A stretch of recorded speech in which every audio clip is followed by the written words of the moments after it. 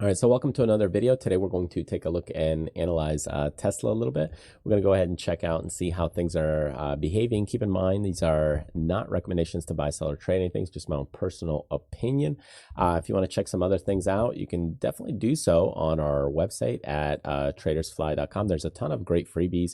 We also have some live classes coming up soon. And you can also join the Discord server, which is kind of like a chat room. You can ask questions there as well. Link's going to be in the description down below. Okay, so let's kick things off with Tesla. It's got a little bit of a news catalyst here going for it with the stock split possibly coming in. So this is kind of the second one that it's got going on. So this is pushing the stock higher, usually just like Amazon announced the stock split not too long ago. So if you look at stock split, obviously they have to do the voting and everything, Alphabet as well.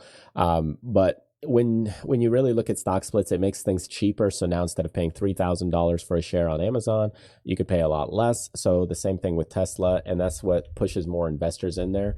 And it helps push that stock a little higher. So people get attracted to them. And oftentimes stocks go higher after these types of events, at least into them and for the future.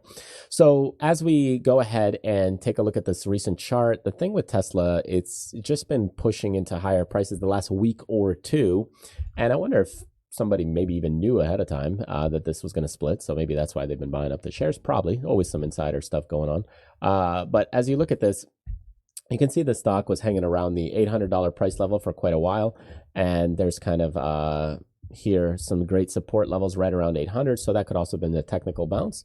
And if you just watch just the overall price action, from a short-term perspective, the stock is slightly overbought, but it's not to say it can't go higher. So you want to be very careful in this area. If you're looking to buy the stock based on the stock split, make sure you're looking to buy it for maybe 1 or 2 or 3 years in the long run, not just kind of for the next week or two, because by the time all these regulatory things kick through and go into effect, it takes time. So if you're getting this because of the stock split, it will take some time. Now, if you're going to wait for it to stock split, you could also do that, but by then the stock price could be a little bit higher. So there's a few disadvantages there. Now, when we look at this from a technical basis, 800 is kind of the key level. Now, there are a few points where the stock did get sold beyond that.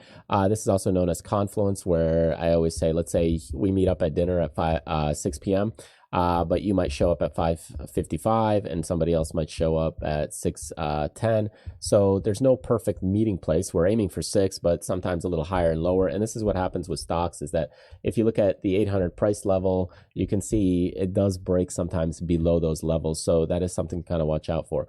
So here, as we're pushing into these higher prices, there are a few spots where we're getting back into some resistance levels, and that's where the stock could be a little bit overbought.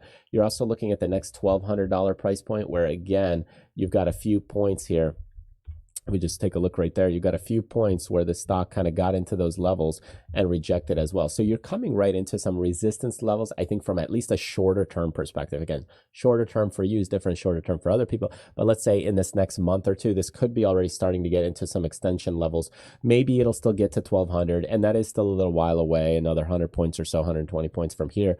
But you're getting into that level. The good news about this is we are getting some nice volume building from the bullish side. So that is kind of a good opportunity. So could it be maybe a nibbling opportunity? Maybe. Could it be a massive buying opportunity? Maybe. The volume is building, so it's tough to say. But from a shorter term perspective, you are a bit extended. So that is a little bit of a caution area, because when a stock explodes too far too fast, you usually get a pullback. Maybe it's not immediate, but it could happen later on. So look at what happened before. When this stock gets overextended, you know, the angle gets really steep, you do get a pullback.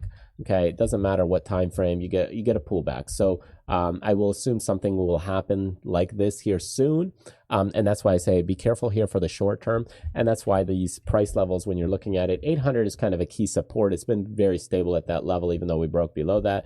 You also got this descending trend line that's breaking out. So this is all bullish and looks bullish. And then you look at this right here, the volume also bullish.